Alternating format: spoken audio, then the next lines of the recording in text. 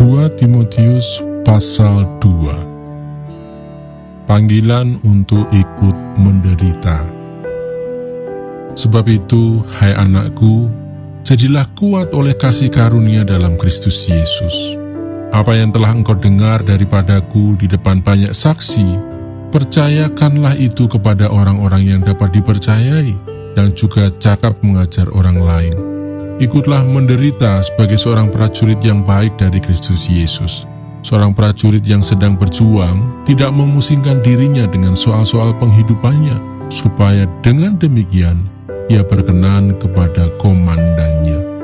Seorang olahragawan hanya dapat memperoleh mahkota sebagai juara apabila ia bertanding menurut peraturan-peraturan olahraga. Seorang petani yang bekerja keras haruslah yang pertama menikmati hasil usahanya. Perhatikanlah apa yang kukatakan. Tuhan akan memberi kepadamu pengertian dalam segala sesuatu. Ingatlah ini, Yesus Kristus yang telah bangkit dari antara orang mati dan telah dilahirkan sebagai keturunan Daud, itulah yang kuberitakan dalam Injilku. Karena pemberitaan Injil inilah aku menderita, malah dibelenggu seperti seorang penjahat, tetapi firman Allah tidak terbelenggu. Karena itu aku sabar menanggung semuanya itu bagi orang-orang pilihan Allah, supaya mereka juga mendapat keselamatan dalam Kristus Yesus dengan kemuliaan yang kekal. Benarlah perkataan ini, jika kita mati dengan Dia, kita pun akan hidup dengan Dia. Jika kita bertekun, kita pun akan ikut memerintah dengan Dia. Jika kita menyangkal Dia, Dia pun akan menyangkal kita.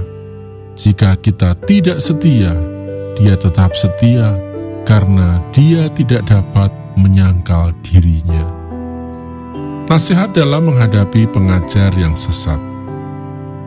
Ingatkanlah dan pesankanlah semuanya itu dengan sungguh-sungguh kepada mereka di hadapan Allah, agar jangan mereka bersilat kata, karena hal itu sama sekali tidak berguna, malah mengacaukan orang yang mendengarnya. Usahakanlah supaya engkau layak di hadapan Allah sebagai seorang pekerja yang tidak usah malu, yang berterus terang memberitakan perkataan kebenaran itu. Tetapi hindarilah omongan yang kosong dan yang tak suci, yang hanya menambah kefasikan. Perkataan mereka menjalar seperti penyakit kanker. Di antara mereka termasuk Himeneus dan Filetus, yang telah menyimpang dari kebenaran dengan mengajarkan bahwa kebangkitan kita telah berlangsung dan dengan demikian merusak iman sebagian orang. Tetapi dasar yang diletakkan Allah itu teguh, dan meterainya ialah Tuhan mengenal siapa kepunyaannya, dan setiap orang yang menyebut nama Tuhan hendaklah meninggalkan kejahatan. Dalam rumah yang besar bukan hanya terdapat perabot dari emas dan perak, melainkan juga dari kayu dan tanah. Yang pertama dipakai untuk maksud yang mulia, dan yang terakhir untuk maksud yang kurang mulia. Jika seorang menyucikan dirinya dari hal-hal yang jahat, ia akan menjadi perabot rumah untuk maksud yang mulia. Ia dikuduskan, dipandang layak untuk dipakai tuannya, dan disediakan untuk setiap pekerjaan yang mulia.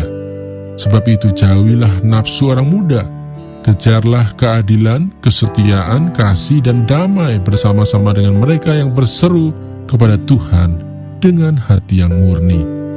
Hindarilah soal-soal yang dicari-cari, yang bodoh dan tidak layak. Engkau tahu bahwa soal-soal itu menimbulkan pertengkaran, sedangkan seorang hamba Tuhan tidak boleh bertengkar, tetapi harus ramah terhadap semua orang. Ia harus cakap mengajar, sabar, dan dengan lemah lembut dapat menuntun orang yang suka melawan. Sebab mungkin Tuhan memberikan kesempatan kepada mereka untuk bertobat dan memimpin mereka, sehingga mereka mengenal kebenaran, dan dengan demikian mereka menjadi sadar kembali karena terlepas dari jerat iblis yang telah mengikat mereka pada kehendaknya.